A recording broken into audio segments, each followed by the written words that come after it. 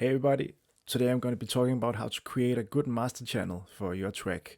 I have a track here called Like a Drug, which has been released before. I'll play a quick part of it here.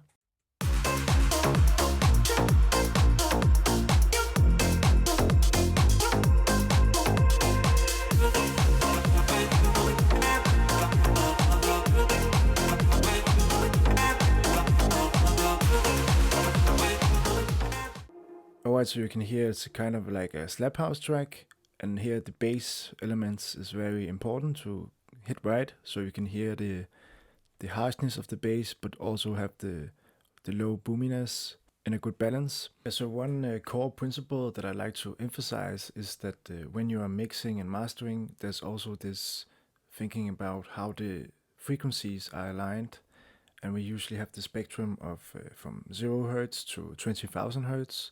I have divided some bands, so I have chosen some areas of the frequencies band that I like to work with. But usually when you have house tracks and bass heavy tracks like slap house, and to keep it simple, when you are from 100 Hz to let's say 500 Hz, it's actually very mono sound because you have to keep the kick and bass in the center usually. You can also have some bass information in the sides, but it's most often emphasized in the mono channels. The bass frequencies should usually be in the center. There's kind of this funnel in frequencies where you have the lower frequencies are in the center. You can see how it works in this Ozone 10 imager plugin.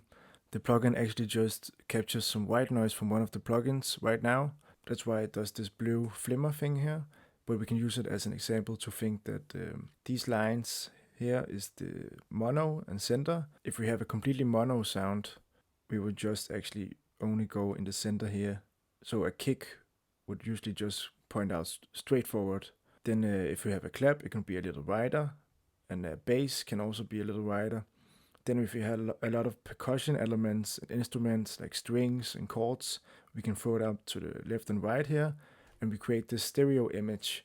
And we usually don't want the bass frequencies to get out too much in the left and right. What made me better at mastering was thinking about this core principle about how frequencies actually can help your understanding of how you create space, and how the lower frequencies usually are in the middle and the higher frequencies span out more out to the sides. And this is the principle I just keep in line when I'm mastering any track. And there should be no rules to music, so you can also experiment with these things. If you want the bass completely wide and the kick completely wide, you can try that, see how it sounds. Usually it doesn't hit that much in the speakers, but you can see how it works, experiment, create something, create new genres, I don't know. But when you are mastering, you usually have a reference track.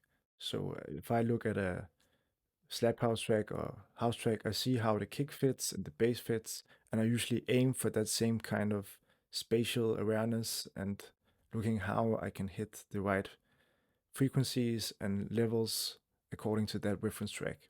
So I hope you will keep this core principle, which really helped me learn a lot, and that you will evolve it yourself. Right, let's move on. I have turned down the master channel a bit so it is closer to my voice.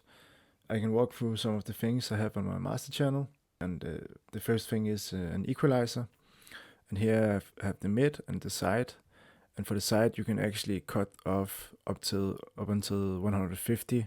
Here I just left it on 40 Hz, and the side information sounds like this. And I left it on 40, so you can see how it sounds here.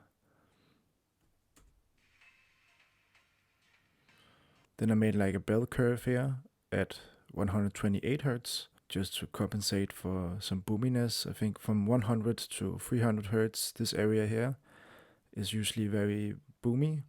And the mid section, I didn't do anything to it at this point, but sometimes you want to do it if you want to cut off some harshness compared to the side information. And the mid is just completely mono if you solo it out. Then I have some dynamics on it where you can divide each band into 4 sections. I had the cut around 132 Hz here, so 607. So the lowest information sounds like this. Then the mid bass sounds like this. The mids are here, and then the highs are here. I compressed the lowest bands, the two lowest bands here. You can see there's a little compression going on here. But it's actually not that much. And if I go to the second dynamics plugin here with, it's also from Ozone, we can see that I've split it into mid side here instead of just stereo. And here I chose to just compress a lot of the low end here. And the side I left the side information. And for the mid, I also compressed a bit from the two lowest bands here.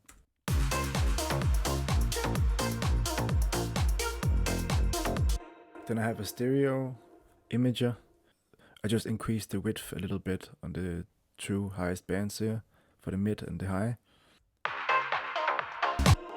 That's a subtle detail. And then I actually just had a maximizer on it with the modern mode. Then I turned a bit up on the stereo independence and a little bit on the soft clip. So it's actually not that much that's done for this master, but it was good enough to get almost 50,000 streams on Spotify. And I thought I just wanted to share this quick master channel with you. And you can see I also don't have that many layers. I have this bass going on.